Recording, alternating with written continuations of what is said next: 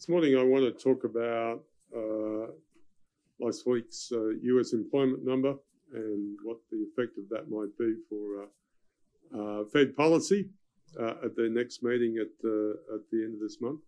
But also I want to just introduce a subject which I'll continue to talk about, really come back to a number of times between now and the end of next year, and that's changes in the way the US national accounts are being done, which will help us get a better fix on, this issue, discussing this issue of recession.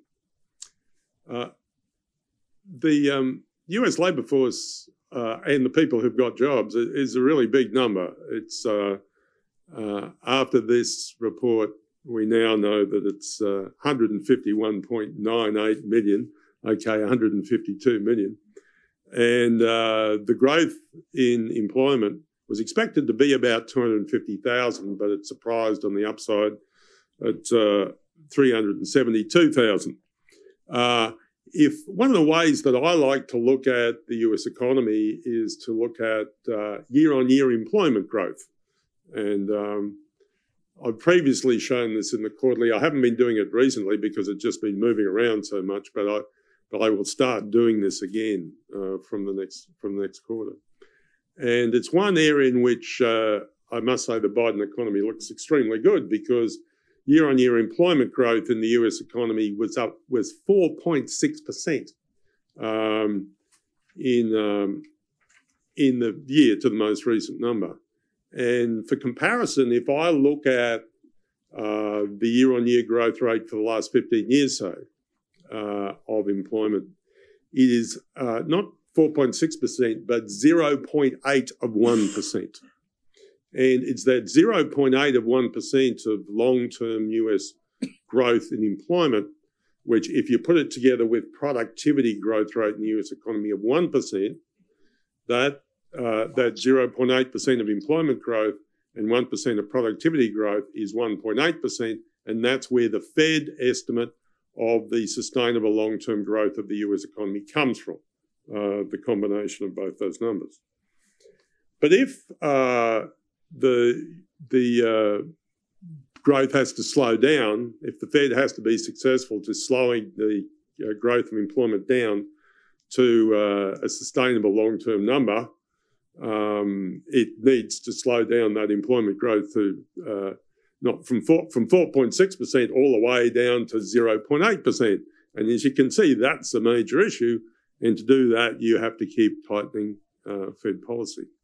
So what does that 0.8% mean? Well, if there's 152 million people currently in work, you need to employ, that's still a really big number, over 1.2 million new jobs every year, and it works out to 101,000 new jobs every month. So the basic problem is slowing employment growth from 375,000 a month to 101,000 a month, and to do that, the Fed needs to increase rates.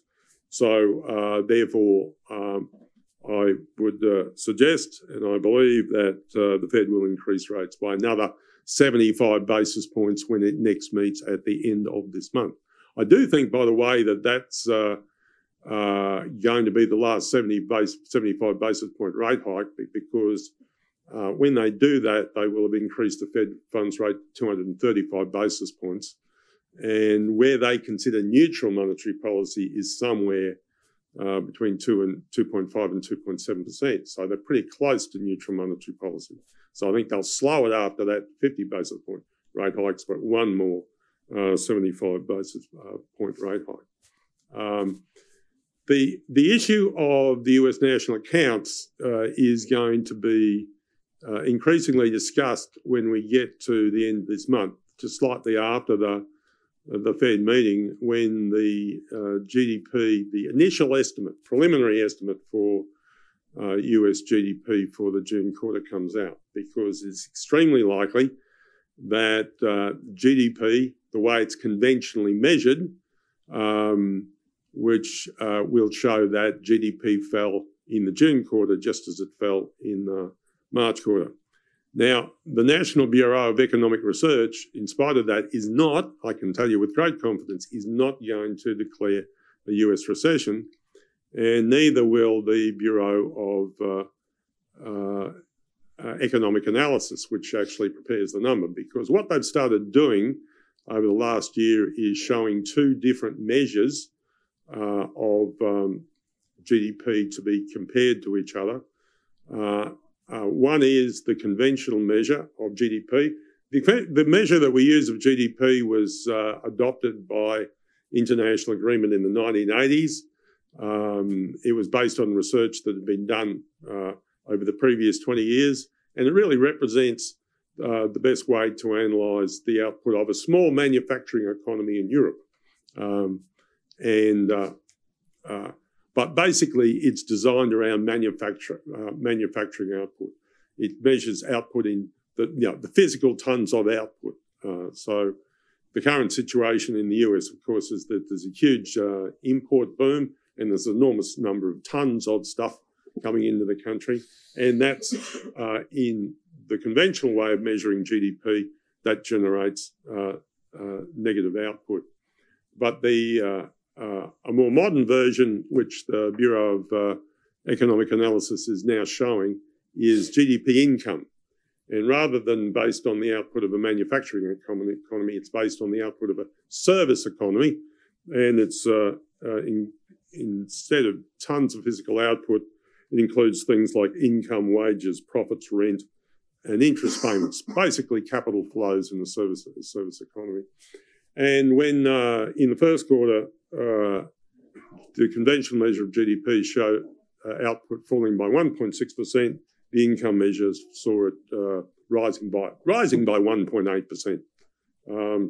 So I think what's going to happen is there's going to be a battle between the BEA and the National Bureau of Economic Research, not believing that there is a US recession, and the media, of course, which wants to say that there will be one.